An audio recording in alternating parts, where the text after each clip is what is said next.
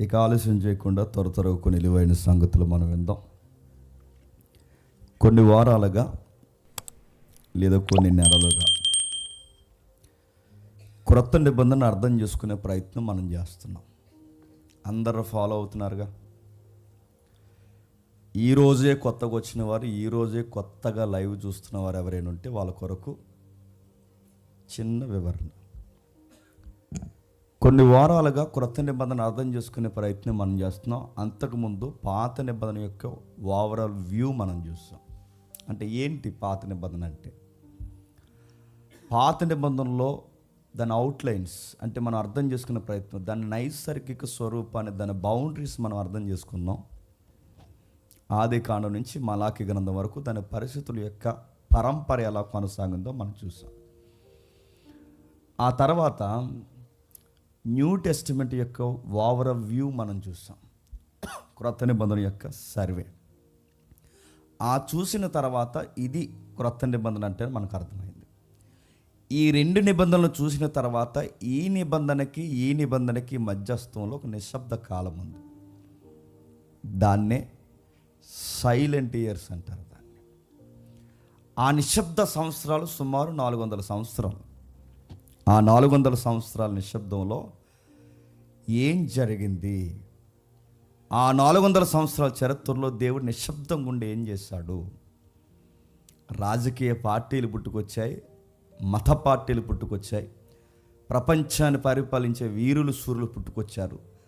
Science develop అయ్యే logical subject ఆ రోజు ఫిలాసఫీ తెర మీదకి వచ్చింది.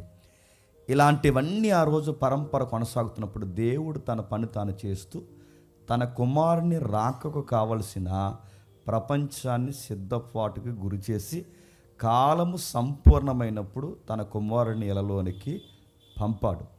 ఆ పంపినప్పుడు ఆయన భూమి మీదకి వచ్చి ఏం చేశాడు, ఎలా పుట్టాడు, ఆయన స్థితిగతులు ఏంటి, ఆయన వంశం ఏంటి అన్నదే క్రొత్త నిబంధన తెలియజేస్తుంది.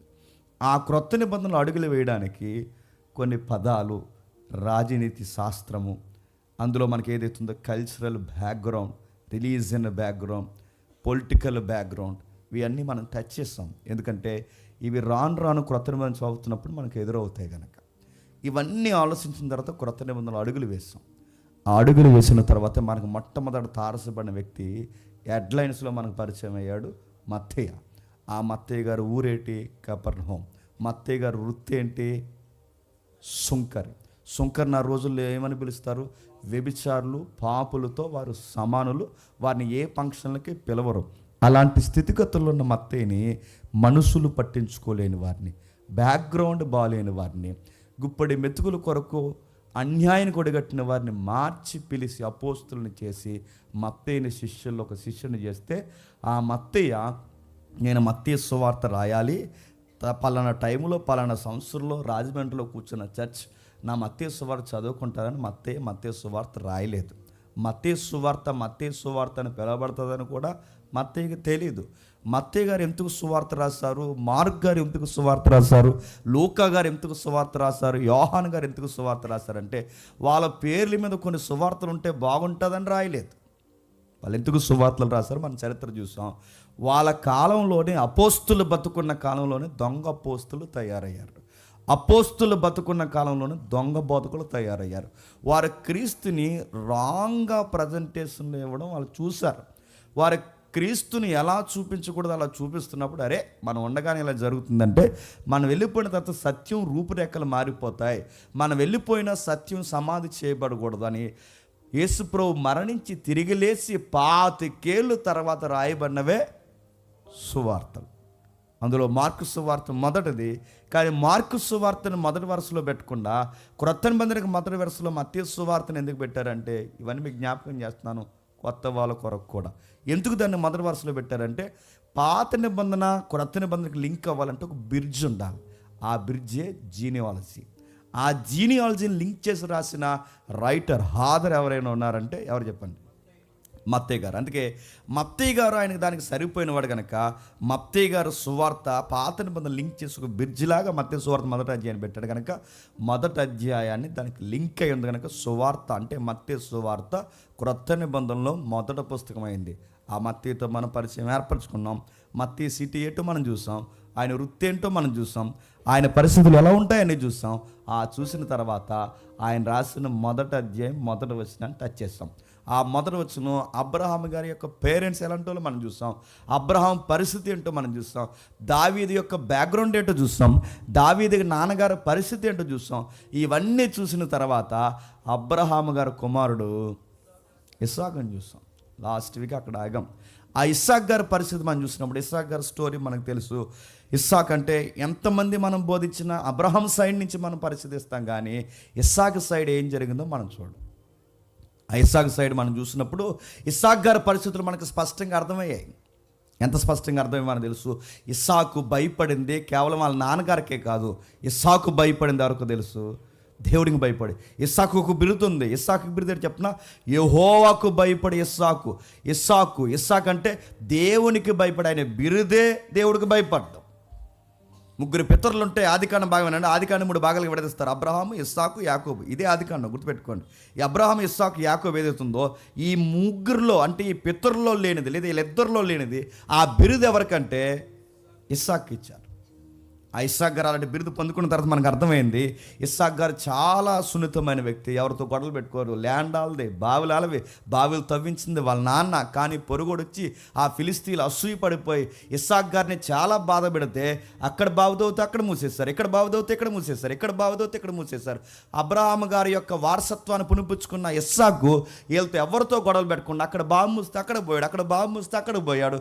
కానీ గమ్మత్తు ఏంటంటే ఇస్సాకు ఎక్కడికి పోయాడో జలాలు, నీళ్లు కూడా అక్కడికే పోయాయి. ఇస్సాకును తరిమే కొలది నీళ్లు కూడా ఆయన వెనకాల నడిచిపోయాయి. అప్పుడు ఇస్సాకుని చూసి అర్థమైంది పబ్లిక్కి లేదా ఈ రోజులకి ఏమర్థమైందంటే ఇస్సాకుతో దేవుడు ఉన్నాడు, ఇంతో గొడవలు పెట్టుకోకూడదు, మేము తప్పు చేస్తాం, నీకు ఎగ్నెస్ట్గా మేము ప్రవర్తించాం, మమ్మల్ని ఏం చేయకు, దయచేసి మాకు శాపాన్ని గురి చేయకు, నువ్వు దూరంగా ఉంటే మేము దూరంగా ఉంటామంటే మీరు అలాంటి ఏం టెన్షన్ పెట్టుకోకండి, రండి మనం అందరం కలిసి లవ్ ఫీస్ట్ పెట్టుకుందాం అని వాళ్ళకి ప్రేమ విందు పెట్టి చక్కగా భోజనం తిన్న తర్వాత జాగ్రత్తగా వెళ్ళండి అని వాళ్ళకి వీడుకోలు చెప్పాడు. అక్కడ ఆగం. ఇప్పుడు మళ్ళీ మనం టచ్ చేస్తున్నాం. చూద్దాం మత్తయి సువార్త. అర్థమైనా అర్థమైనట్టే. మత్తయి సువార్త మొదటి అధ్యాయం, మత్తయి సువార్త మొదటి అధ్యాయం మొదటి వచనం నుంచి చదువుదాం.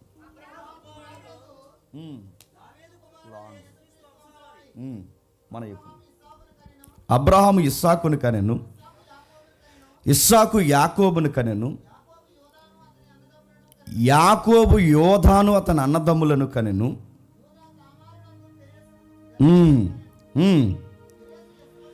పెరోసి ఎస్రోనును కనెను, ఎస్రోను అరామును కనెను, ఆరాము అర్మినాదాబును కనెను, నైస్రును కనెను. ఆగుదాం.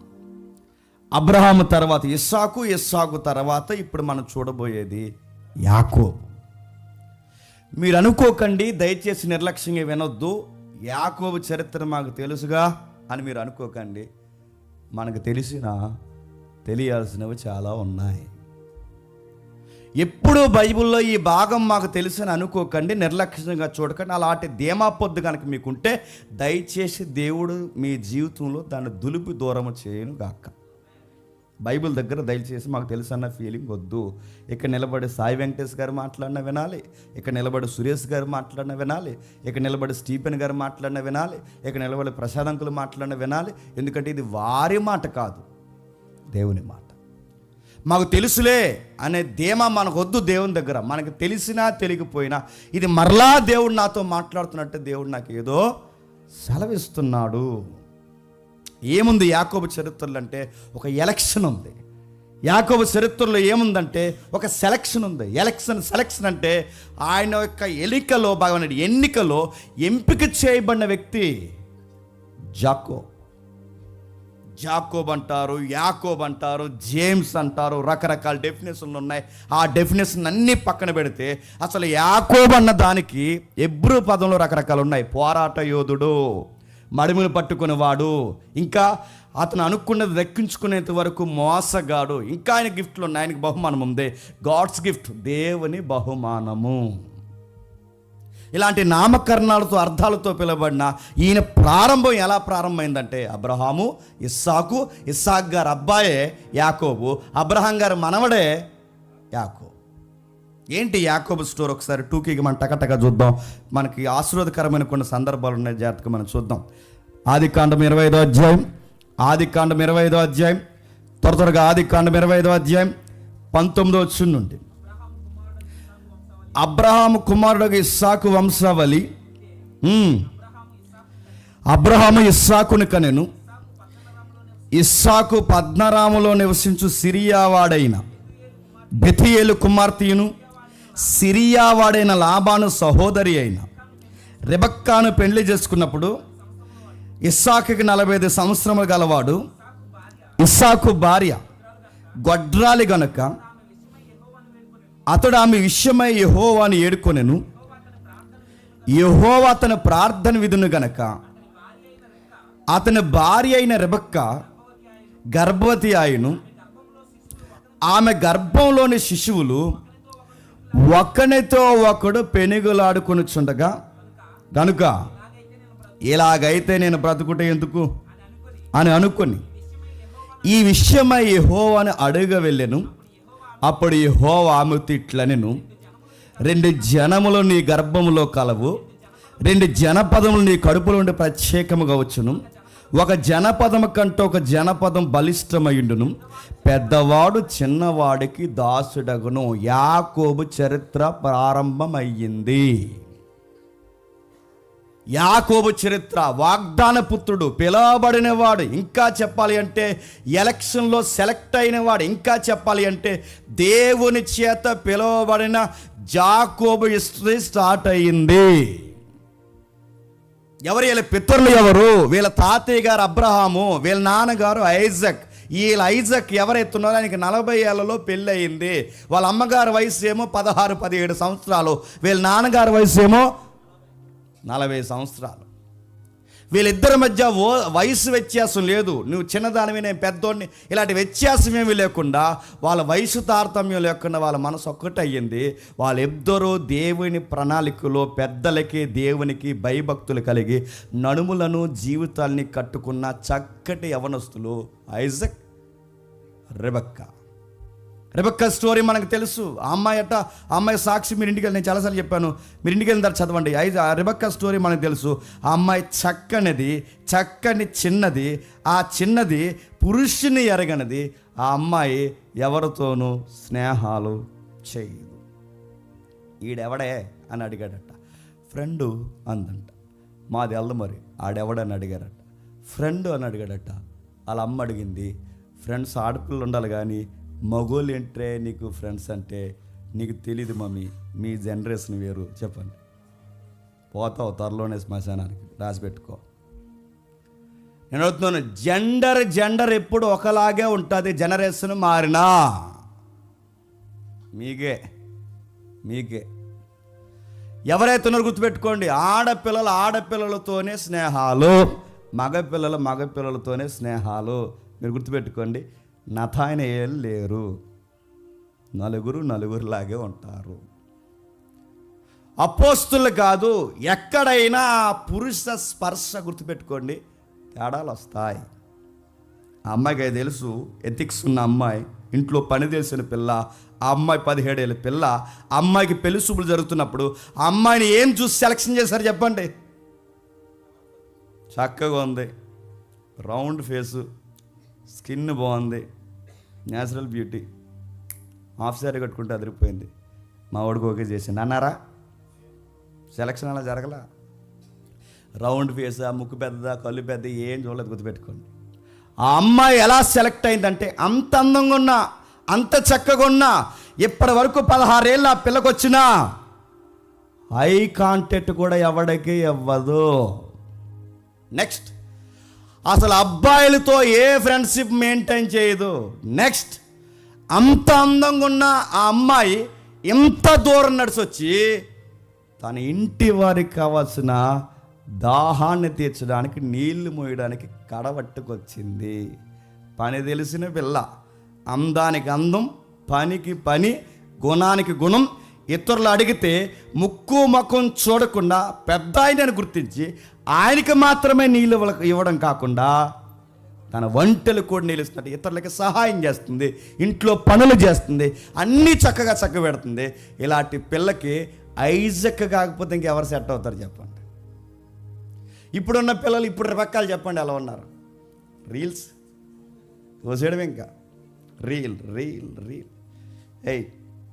తినే కంచం దగ్గర రీల్స్ ఏంటి అంటే తినేసి సగం వదిలేసి అందంట, తీసేమమ్మీ కంచం అందంట. నువ్వు ఆ కంచం కూడా కడగకపోతే ఏమంటారే? కొంచెం కంచం, నేను కంచాలు కడగేదాన్ని కనబడుతున్నాను నీకు. కంచాలు కడుగుతాంటే మేడం గారు వజ్రాలు కడుగుతావా? ఏం కడుగుతావు? నువ్వు తిన్న ప్లేట్ నువ్వు కడక్కపోతే రేపు పొద్దున్న కాపురం చేయడవుతుందా అని అడుగుతున్నాను. కాపురం చేయగలవా? కంచం కడగడం రాదు, అన్నం వండడం రాదు, పని చేయడం రాదు, డ్రింకింగ్ వాటర్ సప్లై చేయడం రాదు. నీ బొంద నీకేమొచ్చు? పేరంలో రాసుకోవడం వచ్చు నీకు, అంతే. రీల్స్కి అంటే వచ్చు నీ బొంద అడుగుతాను. బ్యూటీతో కాపురం చేసేయగలవా? లింగిలింగమని ఒక పిల్ల 2 పిల్ల పుడితే అప్పుడు మొత్తం కథ అంతా అర్థమైపోద్ది. నాకేసి సాకేస్తారు వాళ్ళిద్దరు పుట్టిన గుర్తుపెట్టుకోండి. కొన్ని సూచి చెప్తున్నాను, ఏంటి అని అడగండి డీటెయిల్గా. సూత్రం అన్నీ నేను సీరియస్గా చెప్తున్నాను. ఇవంతే అలా ఉంటుంది. ఈ జనరేషన్ పిల్లకి వంట నేర్చుకో, పని నేర్చుకో. రెబెక్కమ్మని చూడు ఎలా సెలెక్ట్ అయింది. చూశాడు భయభక్తులు కానీ పిల్ల, పెద్దలకు లోబడే పిల్ల. దేవుడంటే భయభక్తులు, పెద్దలంటే భయభక్తులు. ఎవరితో పారితే వాళ్ళతో కమ్యూనికేషన్ పెట్టుకోదు. తన అందాన్ని చక్కగా మెయింటైన్ చేస్తుంది. అలాగే ఇంటిని కూడా చక్కగా మెయింటైన్ చేస్తుంది. బ్యూటీ, అందానికి తగ్గ అందం, పనికి తగ్గ పని. అలాంటి పిల్లని దేవుడు కుమారుడు చేత పంపబడిన ఎలియాజరు ఎవరైతే ఉన్నాడో సెలక్షన్ చేస్తాడు. పెళ్ళి అయిపోయింది టకటకమని. ఇస్సాకు కూడా ఏం ఆలోచించలేదు. ఎందుకంటే ఆ అమ్మాయి కోసం ఎంక్వైరీ ఇస్సాకు చేసుకోలేదు. ఆ అమ్మాయి కోసం ఎంక్వైరీ తన ఫ్రెండ్స్తో చేయించలేదు. ఆ అమ్మాయి కోసం ఎంక్వైరీ దేవుడు చేశాడు. గుర్తుపెట్టుకో. నువ్వు దేవుడు బడి ఏడిస్తే కుర్రోడా నిన్నే, నువ్వు దేవుడు బడి ఏడిస్తే, నువ్వు దేవుడి దగ్గరకు మోకాలు లేచి గోజాడితే, నువ్వు దేవుడి తరపున మాట్లాడే వ్యక్తివైతే, నువ్వు దేవుడితో కమ్యూనికేషన్ కలిగిన వ్యక్తివైతే, నీ జీవిత భాగస్వామి ఇంకా పెళ్ళిగాని తమ్ముళ్ళు ఎవరైనా ఉంటే, పెళ్ళిగాని సీనియర్స్ ఇంకా ఎవరైనా ఉంటే, మీ అందరికి ఉచిత సలహా, దేవుడిని అడగండి, దేవుడే ఇస్తాడు. నువ్వు ఎన్ని ఎంక్వైరీలు చేసి నువ్వు పెళ్లి చేసుకున్నా నీ ఎంక్వైరీ రాంగ్ అయిన తర్వాత సిఐడి కన్నా పెద్ద రిపోర్ట్ అవుతుంది. గుర్తుపెట్టుకో. ఎంక్వైరీ రాంగ్ అవుతారు అయ్యా. దేవుడికి ఇచ్చే, దేవుడికి చెప్పే. కొన్నిసార్లు గుర్తుపెట్టుకోండి, కొన్ని పర్సనాలిటీలు కరెక్ట్గా మనకి సెట్ అవుతాయి. దేవుడికి తెలుసు ఎవరిని ఎప్పుడు మన లైఫ్లోకి పంపాలో తెలుసు. మన దేవుడికి అప్పగించామనుకోండి, మనకి ఎలాంటి పర్సనాలిటీ అయితే, పర్సనాలిటీ అంటే హైట్ వెయిట్ అది కాదు. పర్సనాలిటీ అంటే ఆ వ్యక్తిత్వం మనకు సూట్ అవుద్దని దేవుడు కొన్ని సెట్ చేస్తాడు. సరే, అదే పక్కన పెట్టండి. ఐజక్కి రెబెక్కాకి పెళ్ళి అయిపోయింది. ఆ పెళ్ళి అయిపోయిన తర్వాత ఆ అమ్మాయికి చాలా లేటుగా పిల్లలు పుట్టారంట.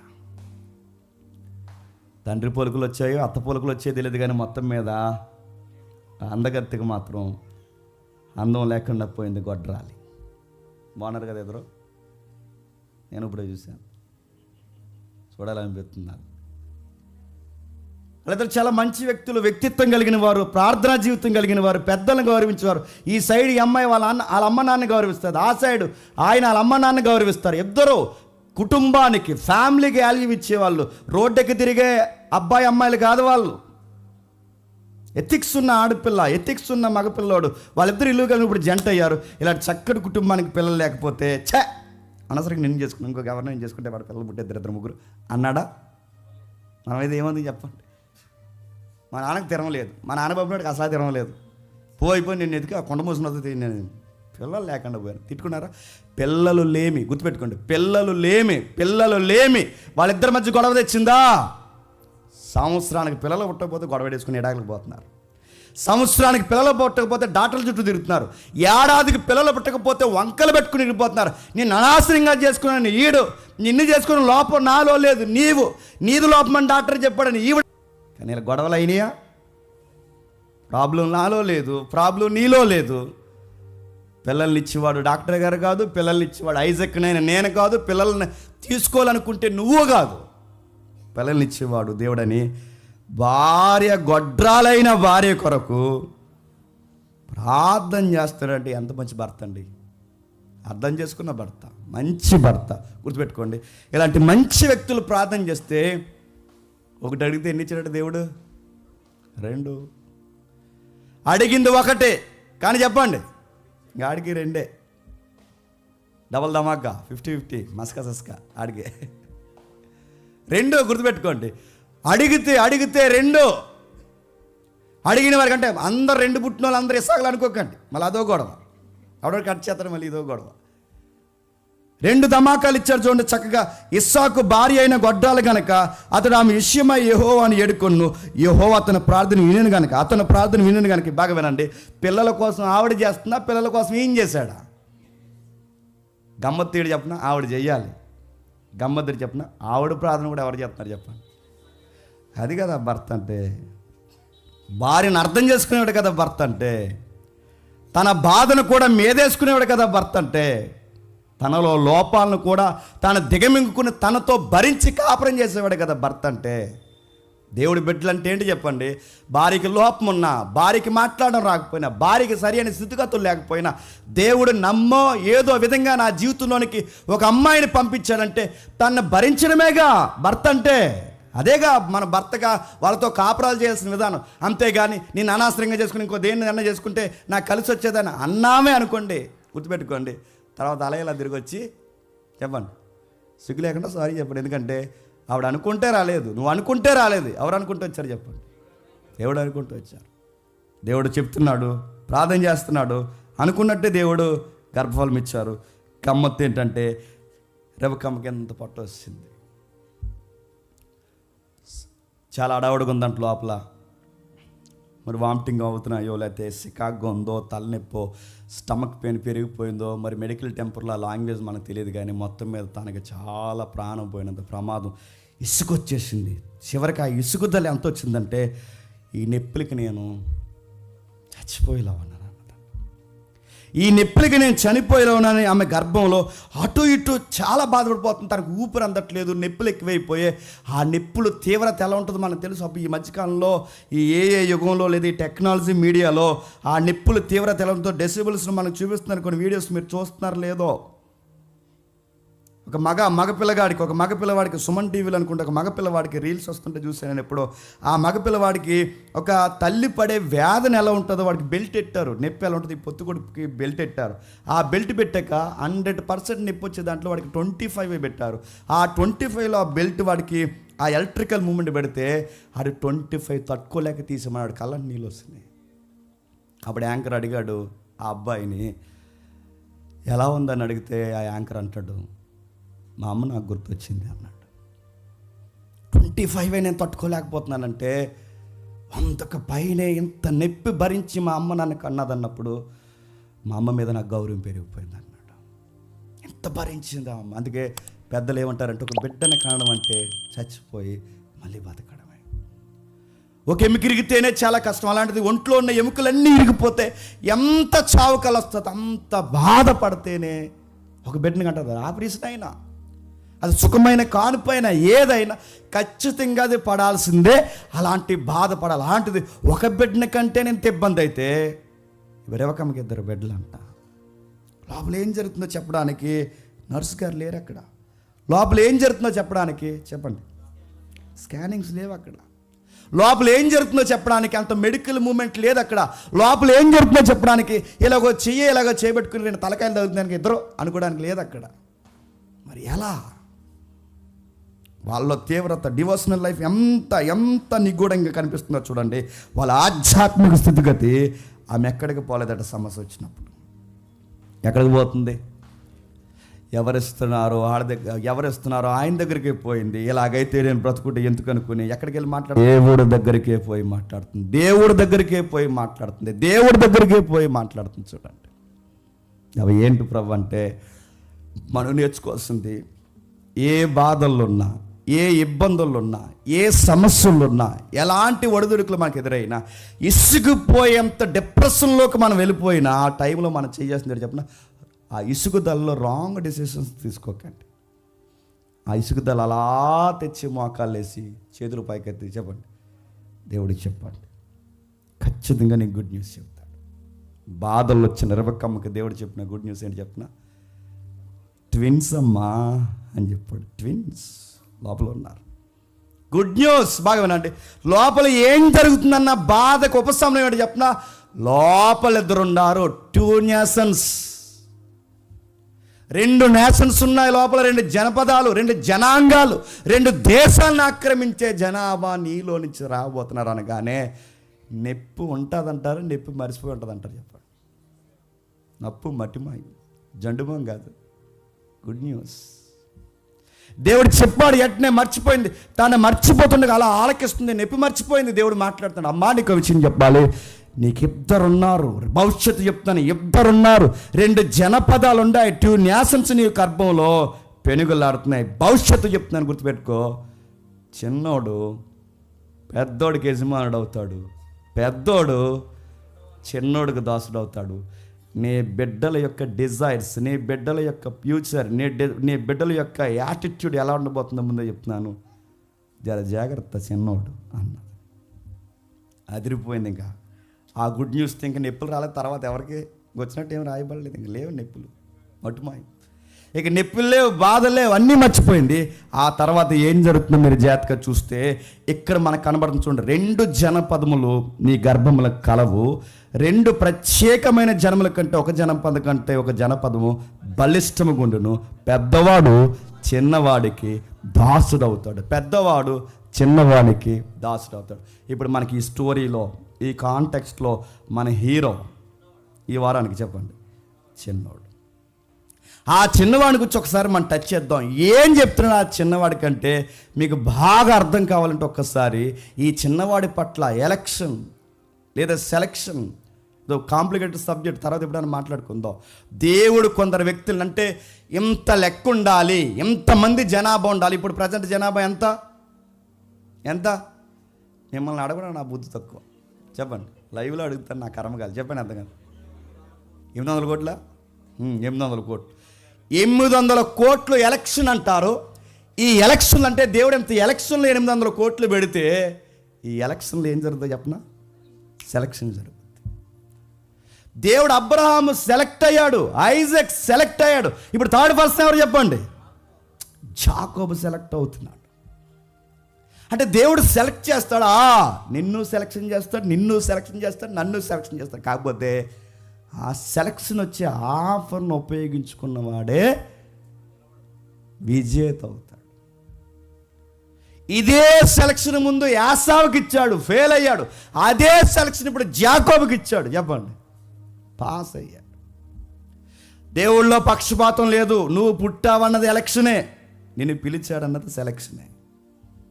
దేవుళ్ళు ఇచ్చేసాలు లేవు. ఎక్కడ పల్లెటూర్లు, ఎక్కడ సిటీ, ఎక్కడ మా ఊరు, ఎక్కడ మేము ఉండవేంటి.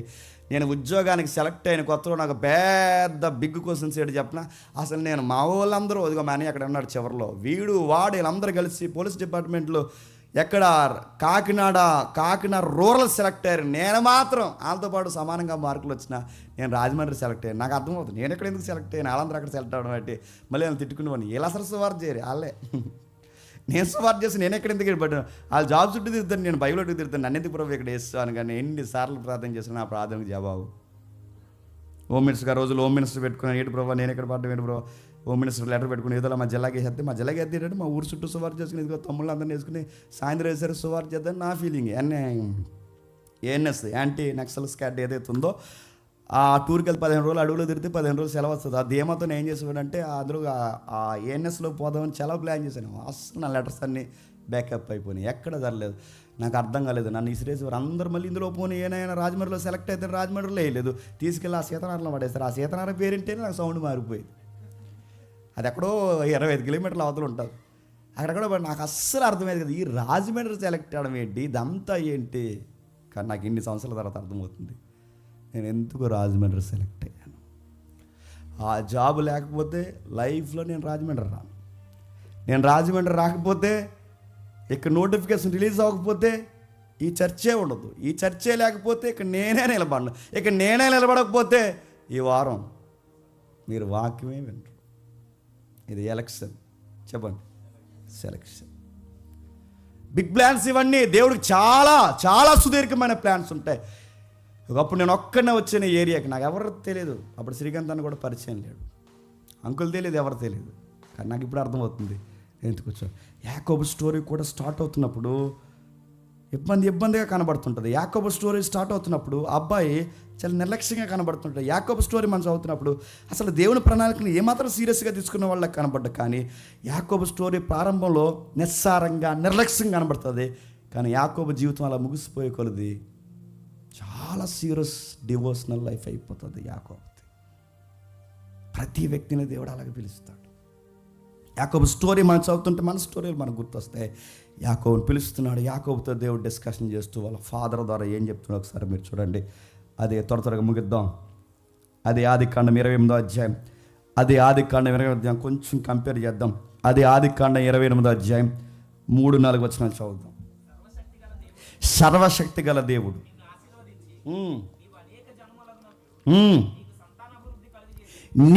నీవు అనేక జనములగునట్లు నీకు సంతాన అభివృద్ధి కలగజేసి నిన్ను విస్తరింపజేసి నీవు పరవాసివైన దేశమును, అనగా దేవుడు అబ్రహాముకి ఇచ్చిన దేశమును నీవు స్వాస్యముగా చేసుకున్నట్లు ఆయన నీకు, అనగా నీకును నీతో కూడా నీ సంతానానికి అబ్రహాముకు అనుగ్రహించిన ఆశీర్వాదమును దయచేయునుగాక. నీ చదువుతుంటే మీకు ఏం గుర్తొస్తుందండి? 9:30 అయిందని గుర్తొస్తుందా? ఏం ఇది చదువుతుంటే మీకు ఏం గుర్తొస్తుంది? నేను ముగిస్తా, మీరు వినేదాన్ని బట్టి నేను ముందుకు వెళ్తా, లేదంటే త్వరగా. ఎందుకంటే 10 అవుతే కొంచెం ఇబ్బంది పడుతున్నారు, దూరం ఊర్ల నుంచి వస్తున్నారు. కొంచెం లేట్ అయింది, ఎందుకంటే రేపు జరిగే కార్యక్రమాలు కొనుక్కురావడానికి వెళ్ళాం, అంత కొంచెం లేట్ అయింది. ఓకే, చదివి వచ్చినాను. ఏవైతే 3-4 వచ్చిన సర్వశక్తి గల దేవుడు నిన్ను ఆశీర్వదించి నీకు అనేక జనములను నీ సంతాన అభివృద్ధిని కలగజేసి నిన్ను విస్తరింపజేసి నేను పరవాసి అయిన దేశం, అనగా దేవుడు అబ్రహాముకి ఇచ్చిన ఈ దేశాన్ని నీకు కూడా ఇచ్చేది. ఈ వచనాలు చదువుతుంటే మీకు ఏం గుర్తొస్తుంది? ఎవరో గుర్తు రావాలి మీకు. బైబిల్ మీద ఆశ, అవగాహన, చదివే అలవాటు ఉంటే మీరు వెంటనే పసిగట్టాలి దేవుని మనసుని. ఇది చదువుతుంటే అంతకుముందు ఇదే ఇదే ఇదే నిబంధన, ఇదే కవనెంట్ ఎవరికో చేశాడు దేవుడు. అది ఎవరికి? ఇప్పుడు చెప్పండి.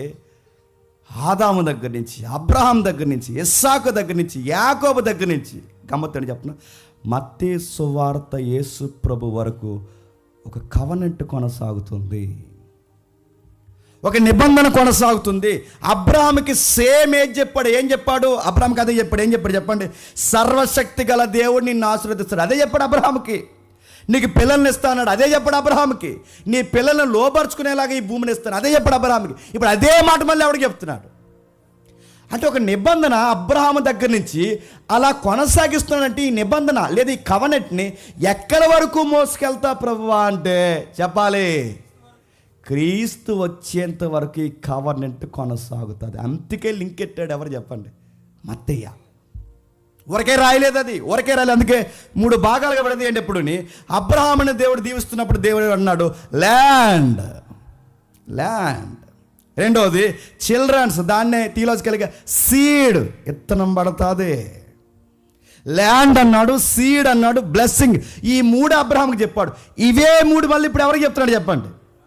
ల్యాండ్ కోసం మాట్లాడుతున్నాడు, సీడ్ కోసం మాట్లాడుతున్నాడు, బ్లెస్సింగ్ కోసం మాట్లాడుతున్నాడు. అబ్రహాంకి ఏ 3 ఇచ్చాడో చెప్పండి? అవే 3 మళ్ళీ నీకు ఇస్తాను. ఇంకా బాగా అర్థం కావాలంటే అదే 28వ అధ్యాయం త్వరగా 14 వచ్చింది. అదే 28వ అధ్యాయం 14 వచ్చింది.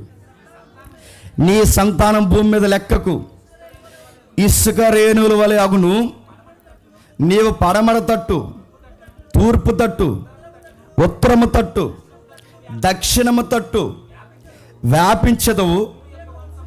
భూమి యొక్క వంశములన్నీ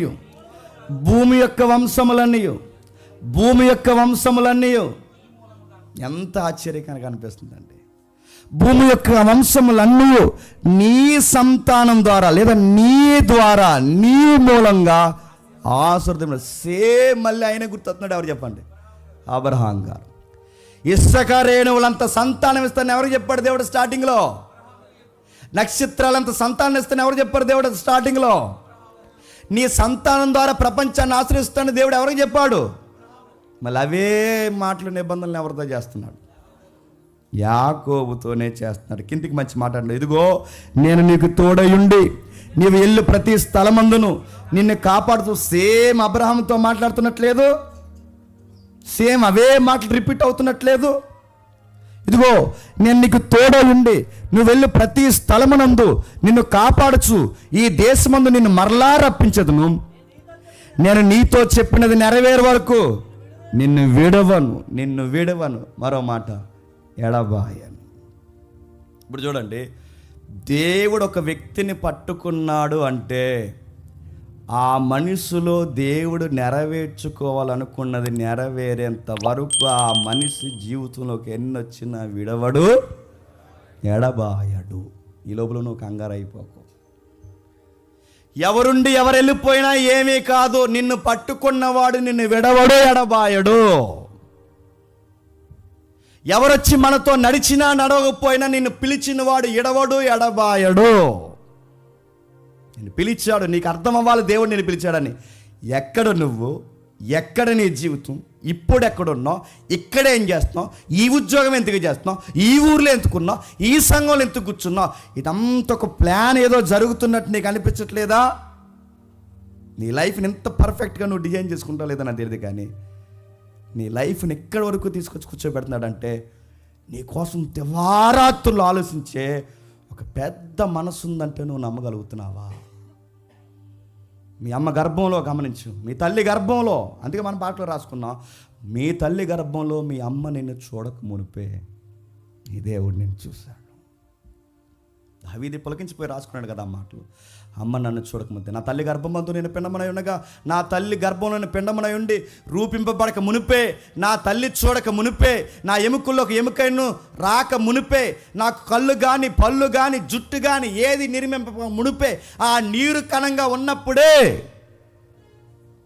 నా తల్లి తండ్రి నన్ను చూడక ముందే దేవా నువ్వు నన్ను చూస్తావు.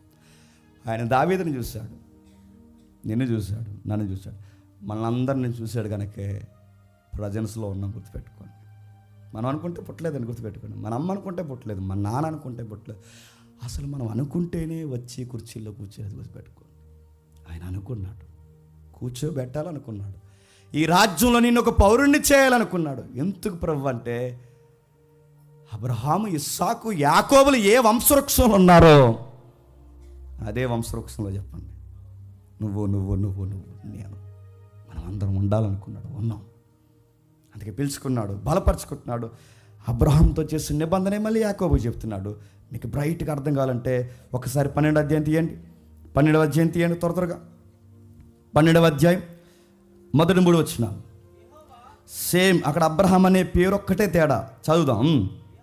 యెహోవా, నీవు లేచి నీ దేశము నుండి, నీ బంధువుల యొద్ద నుండి, నీ తండ్రి ఇంట నుండి బయలుదేరి నేను నీకు చూపించు దేశమునకు వెళ్ళుము. నిన్ను గొప్ప జనముగా చేసి నిన్ను ఆశీర్వదించి నీ నామము గొప్ప చేదును.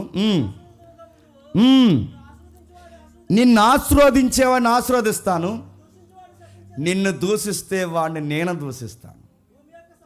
భూమి యొక్క సమస్త వంశములు నీ ద్వారా ఆశ్రయిస్తాను. సేమ్ మాటలు, ఇవే మాటలు ముందు ఎవరు చెప్పాడు చెప్పిన? అబ్రహాం గారికి ముందు ఈ మాటలు ఎవరికి చెప్పాడు చెప్పండి? నావోహుకి చెప్పాడు. నావోహు ముందు ఎవరికి చెప్పాడు చెప్పండి? అబ్రహాంకి చెప్పాడు. ఇప్పుడు అబ్రహాం బాగా ఉండండి, ఆదాము తర్వాత నావోహుకి, నావోహు తర్వాత అబ్రహాంకి, అబ్రహాం తర్వాత ఇస్సాకుకి, ఇస్సాకు తర్వాత యాకోబు. ఆ కవనెంట్ అలా ట్రావెల్ అవుతుందని మాత్రం మీరు మర్చిపోకండి. ఊరికే రాయలేదు మత్తయి సువార్త 1వ అధ్యాయంలో. మనకి అధ్యాయం అర్థమవుక లాంగ్ జంప్ చేసాం ఎక్కడికి? 2వ అధ్యాయానికి. 2వ అధ్యాయం కూడా సరిగా అర్థమవుక 5వ అధ్యాయం ఇంక డైరెక్ట్ బ్లెస్సింగ్స్ అన్నీ అక్కడ ఉంటాయి కదా. ఎక్కడ ధన్యులు చెప్పండి, ధన్యులు దేవుని కుమారులు, డైరెక్ట్ ఇంక కొండమీద ప్రసంగం. గాంధీ తాతలకు మనం ఎక్కడ పోయామంటే కొండమీద ప్రసంగం పోయాం. కానీ ప్రతి అక్షరానికి ఒక అర్థం, పరమార్థం ఉంది. వద్దాం ఇక్కడ త్వరగా. అదే ఆదికాండం 25వ అధ్యాయం, 19వ వచనం నుండి. అబ్రహాము కుమారుడు ఇస్సాకు వంశవళి ఇదే. అబ్రహాము ఇస్సాకుని కనెను.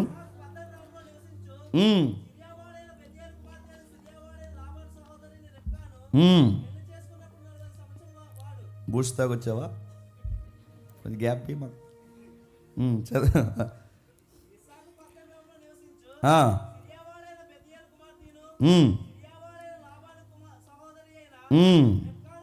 రెబెక్కాను కనెను. క్షమించండి, రెబెక్కా కొరకు ప్రార్థన చేశాను. ఇస్సాకు భార్య అయిన గొడ్రాలు గనక అతను ఆమె విషయమై యెహోవాను ఏడుకొని గనక అతని ప్రార్థన వినను గనక అతని భార్య అయిన రెబెక్కా గర్భవతి అయిన ఆమె గర్భంలో ఉన్న శిశువులు ఒకరితో ఒకరు పిడుగులాడినది గనుక ఆమె ఇలాగైతే నేను బ్రతుకుడు ఎందుకు అనుకుని ఈ విషయమై యెహోవాను అడిగి వెళ్ళాను. అప్పుడు యెహోవా ఆమె తిట్లను. ఏం టెన్షన్ అవ్వకు, నీ బాధకు ఉపశమనం ఏంటంటే చక్కటి బిడ్డలు నీకు పుట్టబోతున్నారు, 2 జనాలు రాబోతున్నారు. 24 వచనంలో ఆ రెబెక్కమ్మ ప్రసూతి కాలం దినములు నిండి వచ్చినప్పుడు ఆమె గర్భమందు కవలలు ఉండిరి. మొదటివాడు, చాలా జాగ్రత్తగా వినాలి, మనం వినేసింది అనుకోకండి, మనకు కావాల్సిన విషయాలు చాలా ఉన్నాయి. మొదటివాడు ఎర్రనివాడు బయటికి వచ్చెను, అతని ఒళ్ళంతయు రోమ వస్త్రముల వలె ఉండెను. అతనికి యాసావు అని పేరు పెట్టెను. తర్వాత అతని సహోదరుడు బయటికి వచ్చినప్పుడు అతని చెయ్యి యాసావు మడివెన పట్టి ఉండెను గనుక అతనికి యాకోబు అని పేరు పెట్టెను. ఆమె వారిని కనినప్పుడు ఇస్సాకు 65 ఏండ్ల వాడు. ఆ చిన్నవారు ఎదిగినప్పుడు యాసావు యాటయందు నేర్పరియై అరణ్యవాసిగా ఉండెను. యాకోబు సాదివై గుడారంలో నివసించుచుండెను. ఇస్సాకు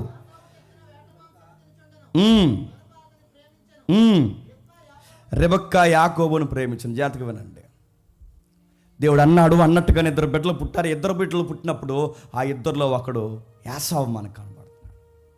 ఇది ఫ్యామిలీ కనుక, ఫ్యామిలీ నేపథ్యం కనుక, ఇది ఎలక్షన్కి సంబంధించింది కనుక ఆ మొదటి ఎలక్షన్లో పిలువబడినవాడు యాసావు.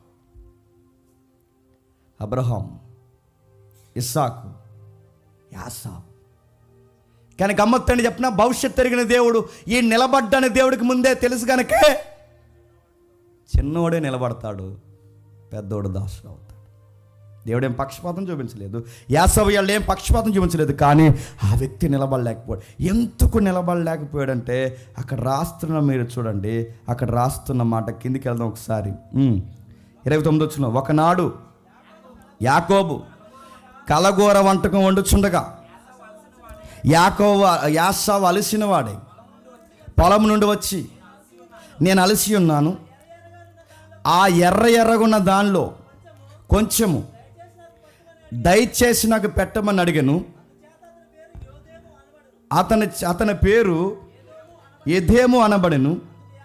అందుకు యాకోబు, నీ జ్యేష్ఠత్వం నేడు నాకు ఇమ్మని అడగగా యాసావు, నేను చావబోచున్నాను గనా జ్యేష్ఠత్వం నాకెందుకనెను, నీవు నాతో ప్రమాణం చేయమనెను. అతడు యాకోబుతో ప్రమాణం చేసి అతనికి జ్యేష్ఠత్వం అమ్మివేయగా యాకోబు ఆహారమును యాసావుకిచ్చెను. అతడు తిని త్రాగి లేచిపోయిన. అక్కడ పదం రాస్తున్న చూడండి 30లో, ఎర్రెర్రగా కనిపిస్తుందంట. ఎలాగా? ఎర్రెర్రగా. బాగునండి, మనకు లైఫ్లో కొన్ని ఎర్రెర్రగా ఏటని అడగండి, కనబడే వాళ్ళు కనబడతాయి, అవి ఎర్రగానే కనబడతాయి. పిల్ల, జల్ల, వస్తువా, రంగ, కలర్సా ఏమంటావు అనుకో, నీకు అన్నీ ఎర్రగానే కనబడతాయి. ఆ ఎర్రగా కనబడేవాడితో ఆ ఎరుపే చెప్తుంది అది డేంజర్ అబ్బాయి అని. కానీ నీకు ఆ ఎరుపే నచ్చుతుంది. ఆ ఎరుపు ఆకర్షిస్తుందంటే ఎవరిని? యాసావు. అన్నాడంట మనిషి, నీ జ్యేష్ఠత్వం నాకు కావాలన్నయ్య, అప్పుడు నీకు ఎర్రగున్న ఈ కర్రీ నీకు ఇచ్చేస్తానంటే, చచ్చిపోయే నాకు జ్యేష్ఠత్వం ఎక్సెట్రా ఎక్సెట్రా, కుటుంబ భారాలు ఇవన్నీ నాకు ఎందుకు రాతమ్మా, కూర ఇచ్చారా అన్నాడంట. అండ్ ఎంత గమ్మత్తో చూడండి, ఒక పూట తినిగిపోతే చచ్చిపోతానంటున్నాడంటే ఈ మనిషికి మైండ్ పనిచేస్తుందా? మీకు ఈ ఆశాలను చూడకుండా అక్కడ మన ఫ్రేమ్లు కూడా చూడండి. చిన్న విషయాల కొరకు చచ్చిపోతామనే పూలిసుగా ఆలోచించే పీపుల్ ఉన్నారా లేదో సొసైటీలో చెప్పండి. దీనికోసం ఎవడని చచ్చిపోతారంటే నువ్వు చావు, వాళ్ళు చచ్చిపోతారు. ఎందుకు చచ్చిపోయారంటే ఎరుపు, అదో ఎరుపు. ఆ రెడ్ అలా ఉంది ఆడికి. ఆడెవడో చూసారు లేదో కోసుకున్నాడు అసెంబ్లీలో ఉండి, ఎవడని అడగండి, ట్రెండింగ్ న్యూస్. అదో ఎరుపు, ఏంటని అడగండి. AP politics. ఎమ్మెల్యే గారు కోసేసుకోవడం ఏంటంటే కోసుకుంటారు, ఎమ్మెల్యే గారిని కోసుకుంటారే, అది ఎరుపు రంగు. చిన్న విషయాలు అడుగుతాను, అరే నీ స్థితి ఏంటి, నీ స్థితిగతులు ఏంటి, దీనికి ఎలా అంటే చిన్న విషయాలు కూడా చచ్చిపో పూట కూడిని అడుగుతున్నాను. ఇప్పుడు ఎర్రెర్రగా ఈ అబ్బాయి అన్నాడు, ఆ అబ్బాయి శరత పెట్టాడు, ఎర్రెర్రగా ఉన్న దాన్ని ఒక గంట కేటాయిస్తే నువ్వు వండుకోలేవా? ఎసావు నువ్వు వండుకోలేవా? మీ ఓడండేది చిక్కుడుగాయలు, నీ దగ్గర ఏట మాంసం ఉంది, అతనికన్నా మజాగా వండుకోవచ్చు. కానీ ఒక 40 మినిట్స్ వెయిట్ చేయలేకపోతున్నావంటే నేనేమనాలి? అన్ఫిట్ కూడా అనాలి. నేను అడుగుతున్నాను, పూట కూటు కొరకు చిన్న తిండి విషయం కొరకు లైఫ్ని రిస్క్లో పడేశాడంటే ఈయనేమనాలి? యంగేజ్లో ఉన్నప్పుడు ఎలా ఉంటుందంటే, టీనేజ్లో ఉన్నప్పుడు ఎలా ఉంటుందంటే, కొన్ని మన కళ్ళకు అలా నచ్చినప్పుడు వాటిని వెంటనే మనం అనుభవించకపోతే మనకి ఏం పోయినట్టుంటుంది చెప్పండి? ప్రాణం అలా ముక్కులోంచి చెవిలోంచి అలా పోయినట్టుంటుంది. మనకి వెంటనే అనుభవించాలి. వెంటనే సినిమా అంటే సినిమాకి వెళ్ళిపోవాలి, మొబైల్ అంటే మొబైల్ కొనేసుకోవాలి, వెంటనే బైక్ అంటే బయట కొనేసుకోవాలి, అమ్మాయి అంటే అమ్మాయితో మాట్లాడాలి, ఇంకేదో జరిగిపోవాలి. ఏదో జరగకపోతే చెప్పండి ప్రాణం ఎలా వచ్చి చెడపంచిపోతుంది, అలా చెవిలోంచి పోతుంది శ్మశానంలోకి. అదో ఫీల్. అది వెంటనే అయిపోవాలన్నీ అంత చూడండి. యంగ్స్టర్స్ వెంటనే రేపు వరకు కుదరదు మమ్మీ డాడీ అన్నీ ఈరోజు అయిపోవాలి. ఆ ఫీలింగ్ అలా ఉంటుంది. ఈ అబ్బాయికి కూడా వెంటనే అయిపోవాలంటే వెంటనే అయిపోవాలంటే వెంటనే చచ్చిపోతావా? దీనికే చచ్చిపోతావా? తినకపోతే చచ్చిపోతావా? నడుతున్నారు కొంతమంది మాట్లాడుతున్నప్పుడు, ఆ ఊరు వెళ్ళినప్పుడు ఇందాక అన్నట్టున్నాడు, ఇందాక కాకినాడ వెళ్ళారంటే ఇందాక బస్సులో మాట్లాడినప్పుడు చెప్తున్నాడు, కాకినాడ వెళ్తున్నప్పుడు కాకినాడ వెళ్ళారా, సొబ్బి హోటల్కి వెళ్ళారంటే వెళ్ళకపోతే ఇంక మనకు బతుకులేదు, ఇంక సొబ్బి హోటల్కి కాకినాడ వెళ్ళి సొబ్బి హోటల్ తినమండి మానేసాం తినడం వేస్ట్ అని మీరు అంటే ఏంటి, మీ సొబ్బి హోటల్కి వెళ్ళకపోతే మా లైఫే వేస్ట్. హైదరాబాద్ వెళ్ళి ప్యారడైజ్కి వెళ్ళకపోతే మన బతికేస్ట్, కాకినాడ వెళ్ళి సొబ్బి హోటల్కి వెళ్ళకపోతే మన బతికేస్ట్. రాజమండ్రిలో ఏమని చెప్పండి, నాకు గుర్తు రావట్లేదు. రోజ్ మిల్క్ తాగకపోతే మన బతికేస్ట్. ఊరే ఒక బిర్యానీ తినకపోతే నా లైఫ్ వేస్ట్ అట్టినవంటే అసలు నీకు పుట్టుకలు అర్థమైందా? రోజ్ మిల్క్ తాగకపోతే నీ లైఫ్ వేస్ట్ అట్టినవంటే నీకు ఎరుపు పాగెక్కువైపోయింది ఈ మధ్య. నిన్నేమనాలి? అందుకే చూడండి, చిన్న విషయాల కొరకు తాకాడు పెట్టండి. ఫుడ్కు తాకాడు పెట్టిన వాడిని న్యూ టెస్ట్మెంట్లో ఏమని తిట్టారో మీకు తెలిసిన వచ్చినవే కొంచెం ఎక్స్ప్లెనేషన్ మనం మార్చుకుందాం. 11వ అధ్యాయం ఎబ్రీ పత్రిక 13వ అధ్యాయం ఎబ్రీ పత్రిక 11వ అధ్యాయం ఎబ్రీ పత్రిక 13వ వచనం. 11వ అధ్యాయం ఎబ్రీ పత్రిక 11వ అధ్యాయం ఎబ్రీ పత్రిక 13వ వచనం. నేను రెఫరెన్స్ తప్పు చేసి అనుకుంటా, ఒకసారి చూడండి. యాసావం తిడతారుగా మొదటి వచనాల్లోన 12వ అధ్యాయం 13వ వచనం అనుకుంటా.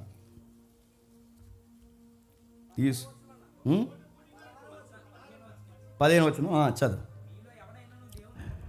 మీలో ఎవడైనను దేవుని కృపను పొందకుండా తప్పిపోవునేమో అనియు, చేదైన ఏరు ఏదైనను మొలిచినేమో అనియు కలవరపరచుట వలన అనేకులు అపవిత్ర అయిపోదురేమో అనియు ఒక పూట కూటి కొరకు తన జ్యేష్ఠతతో హక్కు నమ్మేసిన ఏసావు వంటి భ్రష్టుడు వ్యభిచారి నడుతున్నాను. పూట కూర కొరకు జ్యేష్ఠత్వాన్ని వదిలేస్తున్నాడు. క్రొత్త నిబంధన ఏమని తెలుస్తుంది? భ్రష్టుడు. రెండోది వ్యభిచారుడు, భ్రష్టుడు, వ్యభిచారు. ఇప్పుడు చెప్పండి, ఏసావు వ్యభిచారం చేశాడా? చేయలేదు. ఏసావు భ్రష్టమైన పనులు చేశాడా? రికార్డ్స్లో లేవు. మరి భ్రష్టుడని ఎలా పిలుస్తున్నాడు?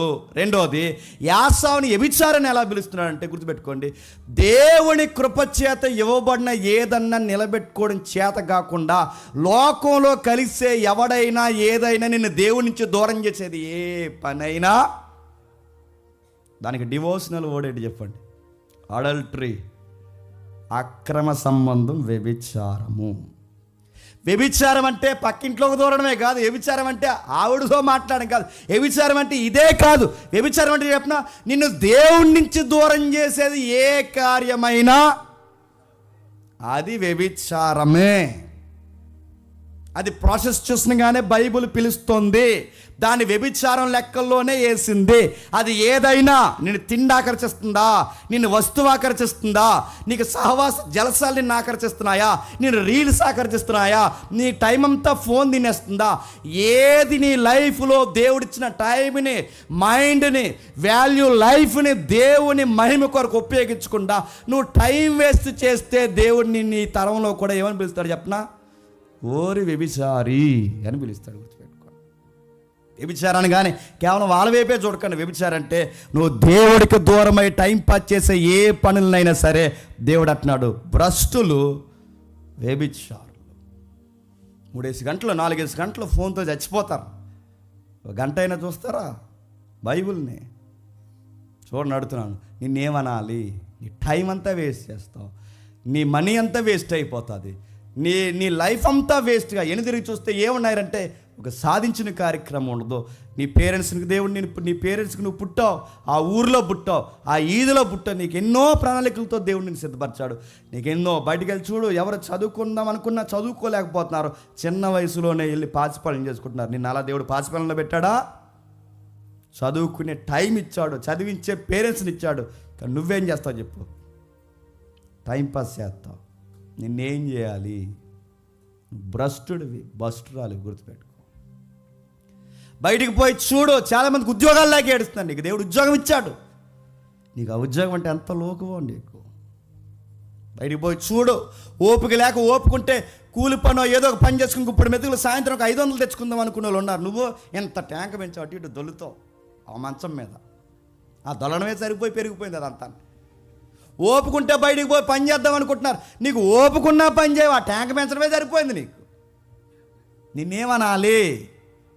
టైం వేస్ట్ చేస్తావు, ఎనర్జీ వేస్ట్ చేస్తావు, థాట్స్ వేస్ట్ చేస్తావు. ఏం చేస్తున్నావు అడుగుతున్నాను చెప్పండి. దేవుని రాజ్యంలో నీ పని ఏంటి? మాటలు మీకు అర్థమవుతున్నాయా? దేవుడు మాట్లాడుతున్నాడు యాకోబుతో, అంతకుముందు యాసావుతో మాట్లాడుతున్నాడు. యాసావు అని దేవుడు అన్నాడు భ్రష్టుడు, భ్రష్టుడు. అయిపోయిన తర్వాత ఫీల్ అవుతున్నాడట. ముగిద్దాం యాసావు చరిత్రను ఒకసారి. అదే ఆదికాండం 27వ అధ్యాయం 30 వచనం చూడండి త్వరగా. ఇస్సాకు యాకోబును దీవించుటైన తర్వాత యాకోబు తన తండ్రి అయిన ఇస్సాకు ఎదుటి నుండి బయలుదేరి వెళ్ళిన తక్షణమే అతని సహోదరుని యాసావు ఏట ఆడి వచ్చెను. అతడు రుచిగల భోజనమును సిద్ధపరిచి తన తండ్రి వద్దకు తెచ్చి, తండ్రి నన్ను దీవించినట్లు లేచి నీ కుమారుడు ఏటాడు తెచ్చిన దాన్ని తినమని తన తండ్రితో అనెను. అతని తండ్రి అయిన ఇస్సాకు నీవెవరవని అతను అడిగినప్పుడు అతడు, నేను నీ కుమారుడగు యాసావును, నీ జ్యేష్ఠ కుమారుని అనగా. ఇస్సాకు మిక్కుటముగా గడగడ వణుకుచు, అట్లయితే ఏటాడనమ్మ భోజనము నా యొద్దకు తెచ్చినది ఎవరు? నీవు రాకమునువు నేను వాటన్నిటిలోనూ తిని అతను నిజముగా దీవించుతుని అతడు దీవింపబడిన వాడై అనెను. యాసావు తన తండ్రి మాటలు వినినప్పుడు దుఃఖక్రాంతులై పెద్ద కేక వేసి, ఓ నా తండ్రి, నన్ను నువ్వు దీవించమని తన తండ్రితో చెప్పాను. అతడు నీ సహోదరుడు కపటోపాయంతో వచ్చి నీకు రావాల్సిన దీవెన తీసుకుని పోయాను. యాసావు జాతి వినండి. యాసావు యాకోబు అను పేరు అతనికి సరిగా తగినదని చెల్లినది. అతడు నన్ను ఈ 2 మారులు మోసగించెను. లాజిక్ మాట్లాడండి. యాకోబు 2 సార్లు మోసం చేశాడా? నా మాట్లాడతా.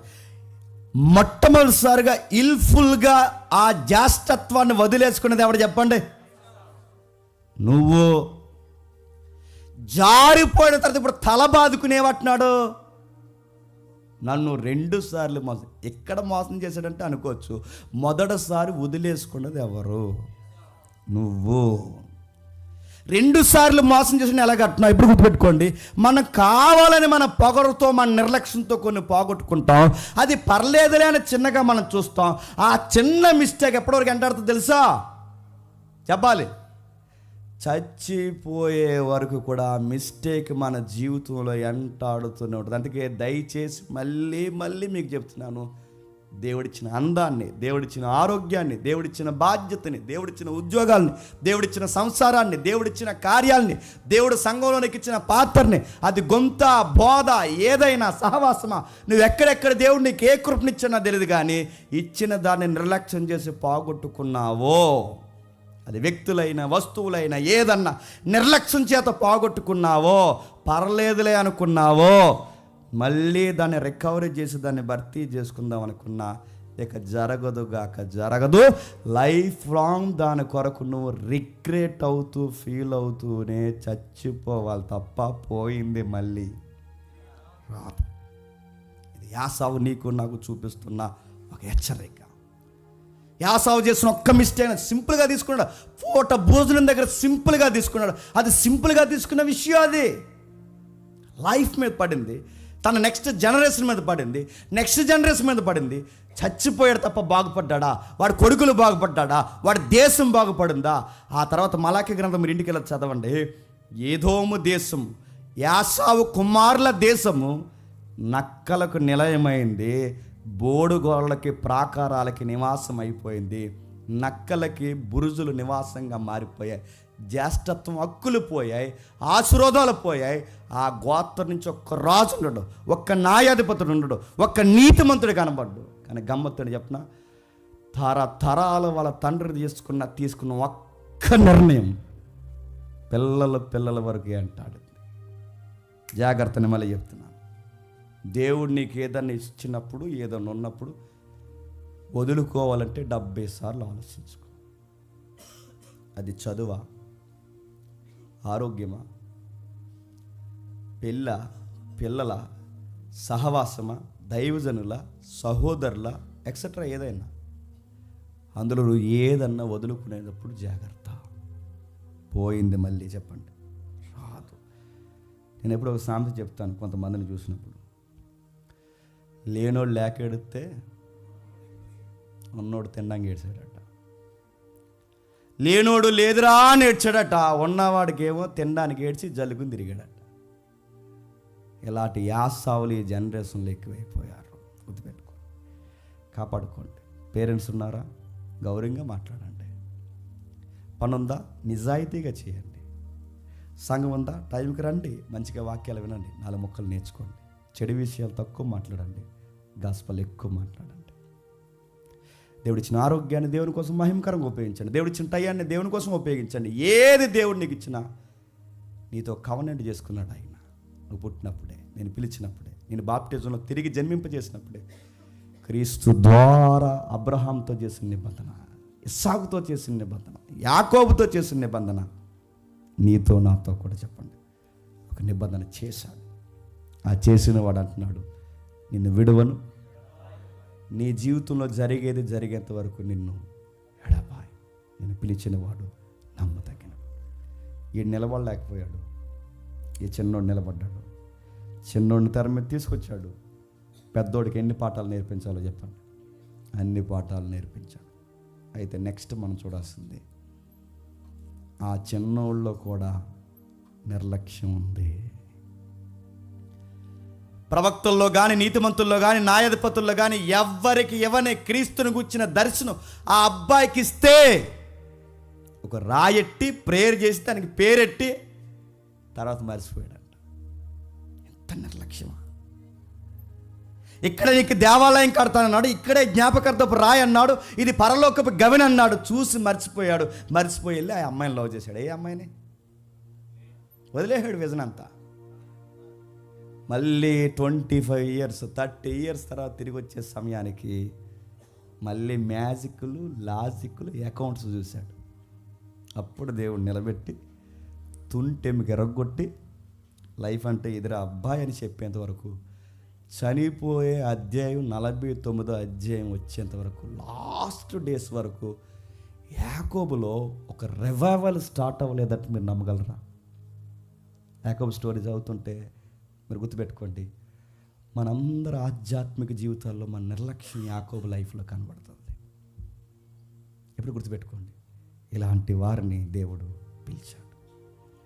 ఎక్కడి నుండి ఎక్కడి వరకు పిలిచాడంటే క్రీస్తు ఈ రోజు వేసిన పునాదులు కాదు, అక్కడి నుండి. మీరు ఏ స్టోరీ చదివినా, పాత నిబంధనలో గుడారం చూసినా క్రీస్తు కనబడాలి, పాత నిబంధనలో మందసం చూసినా క్రీస్తు కనబడాలి, పాత నిబంధనలో ఐజక్ని చూసినా క్రీస్తు కనబడాలి, పాత నిబంధనలో యాకోబుని చూసినా. అంటే మన పాత నిబంధనలో ఎవరిని కదిపినా మనకు కంటిన్యూగా ఒక పొరలాగా వెనకాల వస్తుంది తెలుసా? నిబంధన నిబంధన నిబంధన నిబంధన. ఈ నిబంధన ఎవరి దగ్గర తీసుకెళ్తాను చెప్పండి? క్రీస్తు. క్రీస్తు కనబడిన వర్తమానం కాదు, క్రీస్తుని ఎక్స్పోజ్ చేయని ప్రసంగం కాదు. మనం ఏ రిఫరెన్స్ మాట్లాడుకున్నా, అది పాత నిబంధన కొత్త నిబంధన ఏదైనా మనకి సెంట్రల్గా ఉండాల్సింది ఎవరు చెప్పండి? Christ Christ Christ Christ. యూదులు కూడా సేమ్ యాకోబు స్టోరీ చెప్పుకుంటారు, కానీ గమ్మత్తని చెప్పిన ఆ యాకోబులో క్రైస్ట్ని పక్కన పెడతారు. యూదుల వర్తమానానికి క్రిస్టియన్ మెసేజ్కి తేడాడు చెప్పిన. వాళ్ళు యాకోబు స్టోరీ కానీ సునగోగుల్లో ఈరోజుకి సన్హెడ్రిన్ సభల్లో మాట్లాడుకుంటారు, కానీ వాళ్ళకి తేడా ఏంటంటే ఆ యాకోబును పిలిచినది క్రైస్ట్. ఆయన పేరు నజరైడైన యేసుడు. ఆయన లేకపోతే, మళ్ళీ చెప్తాను, ఆయన లేకపోతే యాకోబు జీవితానికి అర్థం లేదు, ఇస్సాకు జీవితానికి అర్థం. అందుకే ఏ వర్తమానం విన్నా ల్యాండింగ్ అలాగొచ్చి ఎక్కడ ఆగాలి తెలుసా? క్రీస్తు దగ్గర ఆగాలి. అందుకే మందసం చూసినా క్రీస్తే, గుడారం చూసినా క్రీస్తే, పాత నిబంధన భక్తులను కదిపినా క్రీస్తే, ఎవరిని కదిపినా క్రీస్తే. అందుకే మత్తయిలందరినీ లింక్ పెట్టి ఎక్కడ కూర్చోబెట్టాడు చెప్పండి? క్రీస్తు వంశావల్లో కూర్చోబెట్టాడు. ఇది యాకోబు యొక్క లైఫ్ స్టోరీలో పార్ట్ 1. మత్తయి సువార్తలో యాకోబు జీవితంలో ఒక భాగం. అందుకే ఈరోజు టైటిల్ పెట్టాం. నాకు భలే అనిపించింది ఆ టైటిల్, అప్పటికప్పుడే నాకు అనిపించిన టైటిల్ అది. మత్తయి సువార్తలో పాత నిబంధన యాకోబు చరిత్ర, అది టైటిల్, అది పార్ట్ 1. మత్తయి సువార్తలో పాత నిబంధన యాకోబు చరిత్ర, అది పార్ట్ 1. పార్ట్ 2 నెక్స్ట్ చూస్తాం. దేవుని చిత్తమైతే ఒక 2-3 భాగాలు ఈ యాకోబుని కూర్చుంటుంది, వినండి. మన లైఫ్ను దేవుడు ఆశీర్వాదకరంగా మారుస్తాడు. దేవుడు మిమ్మల్ని దీవించును గాక.